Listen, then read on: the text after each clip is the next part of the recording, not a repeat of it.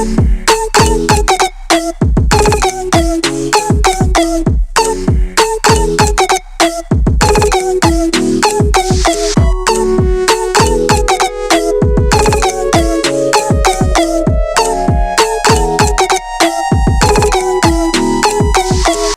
tout le monde, j'espère que vous allez bien. Bienvenue encore une fois à un nouvel épisode de Purpose Talk. Alors, cette semaine, nous commençons une nouvelle série et nous allons commencer à parler du glow up en tant que chrétien.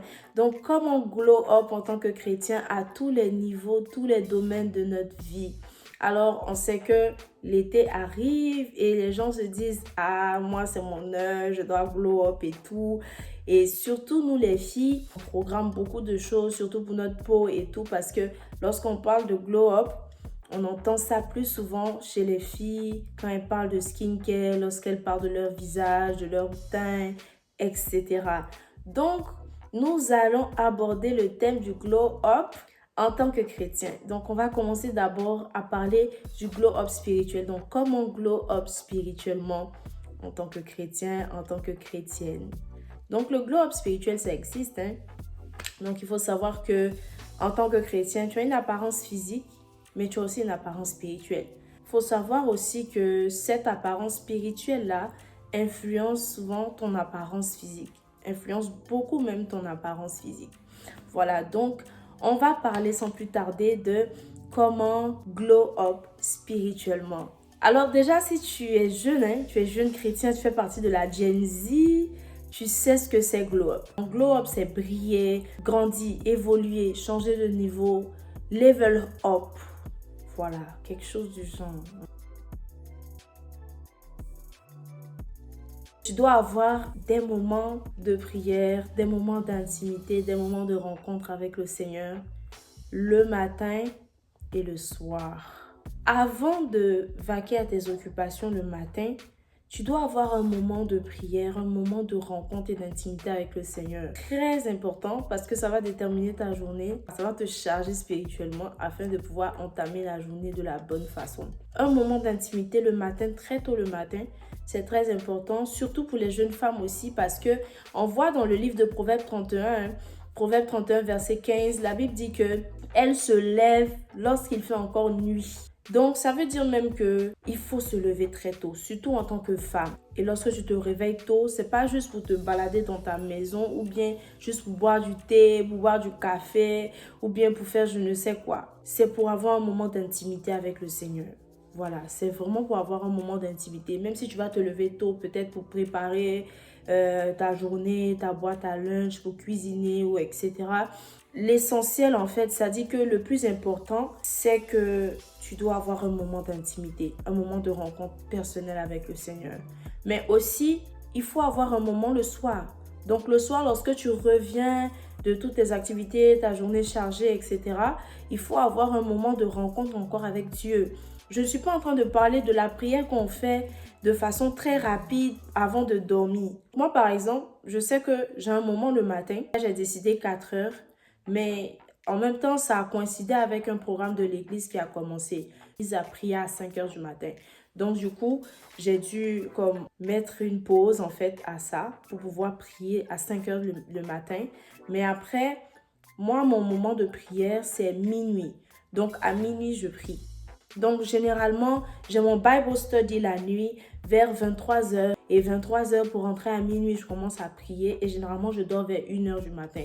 Donc, écoutez, ne vous étonnez pas si vous entendez un jour que The Purpose Woman ne dort pas du tout. La plupart de ceux qui sont très, très proches de moi, ils savent que je ne dors pas.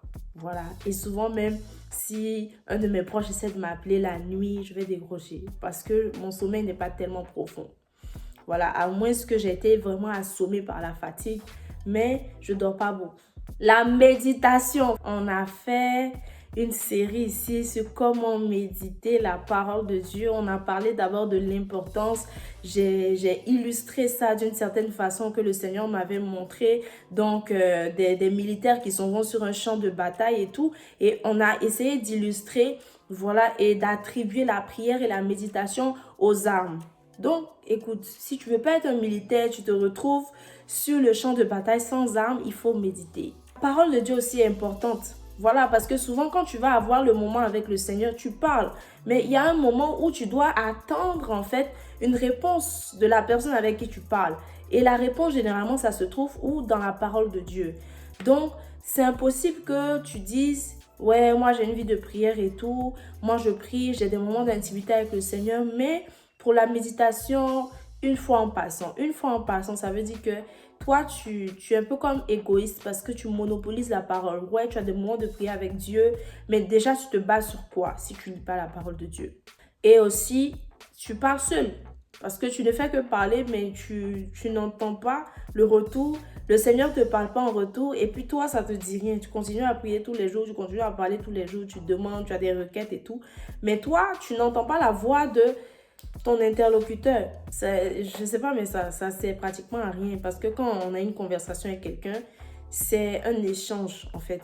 Il faut méditer et le matin, tu médites, le soir aussi. Il faut rester connecté à la parole de Dieu parce que comme un téléphone qui charge, nous en tant que chrétiens, alors on est tout le temps censé être connecté à notre source d'énergie. Notre source d'énergie qui est quoi?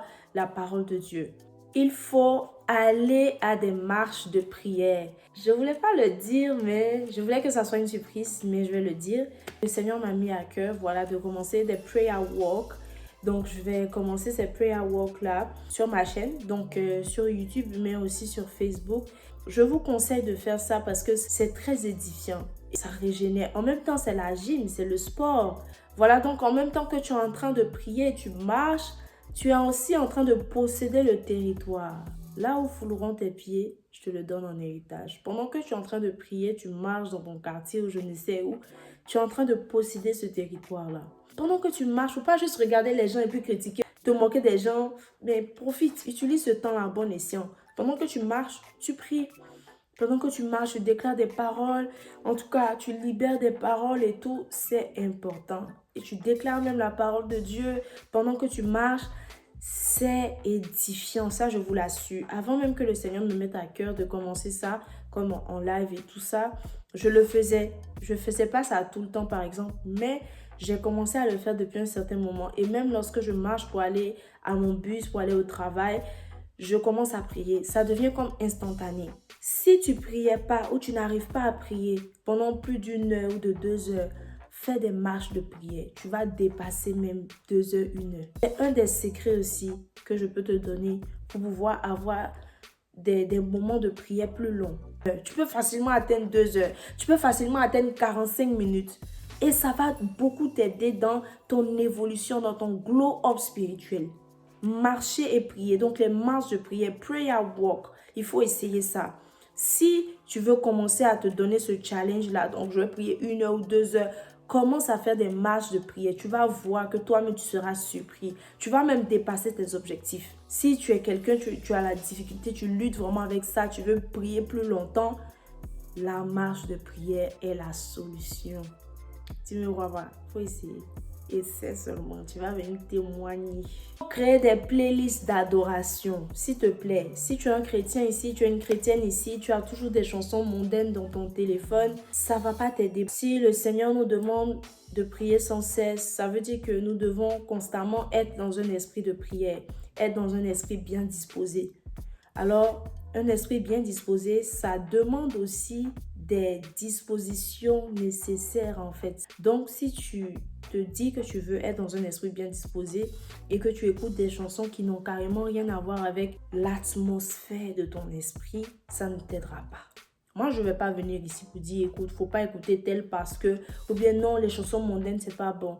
Je ne suis pas venue dire ce que les gens ont l'habitude de te dire ou bien suivre en fait le même langage. Je ne suis pas venue juger n'importe quelle musique ou je ne sais quoi. Je suis juste venue te dire que les musiques mondaines ne vont pas t'aider. Si tu veux vraiment demeurer constamment dans cette atmosphère de prière, dans cette atmosphère où le Saint-Esprit va te parler, ça ne va pas t'aider.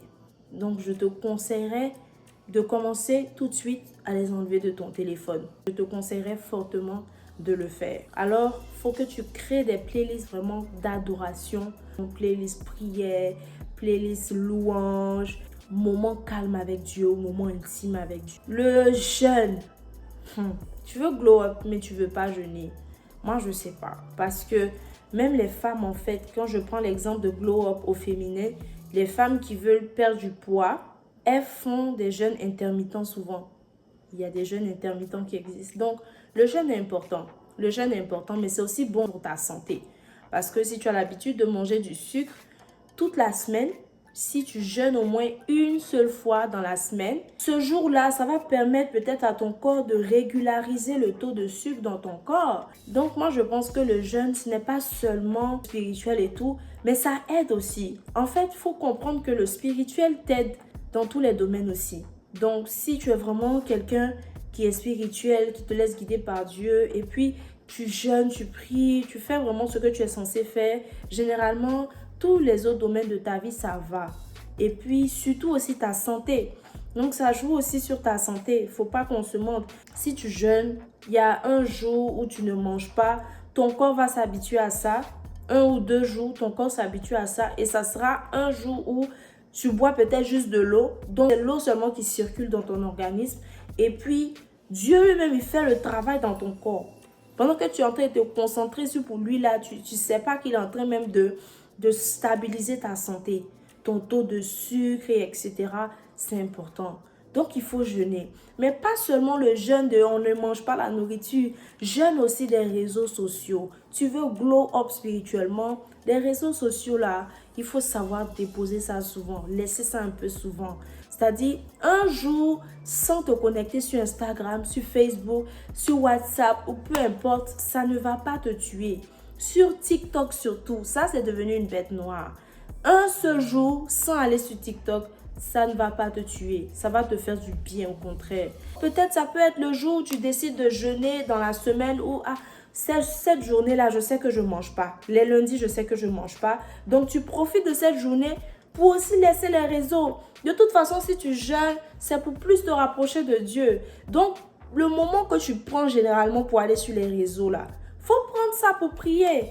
Prends ça pour lire la Bible. Prends ça pour adorer le Seigneur. Prends ça pour te concentrer. Si tu as besoin de ton téléphone pour certaines choses, je comprends. Mais désactive le Wi-Fi. Parce que si jamais le Wi-Fi est activé, tu vas vouloir aller voir. Tu auras des notifications telles à liker. Et souvent, c'est le jour même où tu décides de ne pas aller dans les réseaux sociaux ou de jeûner. C'est là même que tu vois, tu reçois les messages des gens que tu attendais depuis longtemps. C'est là que tu commences à voir, et il y a Béret, il y a Lou Béret sur TikTok, et il y a un affairage pas possible sur Face. C'est là que tu vas voir les notifications, alors que tu es dans un moment. Donc, il faut t'aider. Toi-même, il faut aider la situation. Il ne suffit pas juste de dire, je ne vais pas aller sur les réseaux sociaux. Mais tu laisses ton Wi-Fi activé, ça ne t'aidera pas. Tu peux juste même aller dans tes paramètres et puis tu désactives les notifications des réseaux sociaux si tu as vraiment besoin du Wi-Fi et que tu travailles avec ton téléphone. Donc, c'est important. J'ai d'autres points en fait que j'aimerais partager avec vous concernant le glow up spirituel. Mais on va se retrouver la semaine prochaine. On a commencé un thème, le glow up spirituel. Le glow up en général pour le chrétien. Mais on commence déjà premièrement avec le volet spirituel. Alors, merci d'avoir visionné cette vidéo. J'espère que tu as aimé. J'espère que tu es prêt à glow up en tant que chrétien. Parce que nous aussi, on glow. Nous aussi, on doit glow bien. C'est pas parce qu'on est chrétien qu'on va pas glow.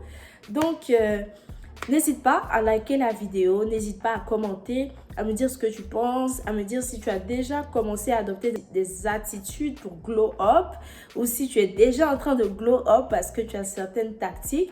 N'hésite surtout pas à partager, mais par-dessus tout, abonne-toi à la chaîne pour ne rien manquer comme contenu. Alors que le Seigneur te bénisse et on se dit à la semaine prochaine pour un autre épisode de Purpose Talk.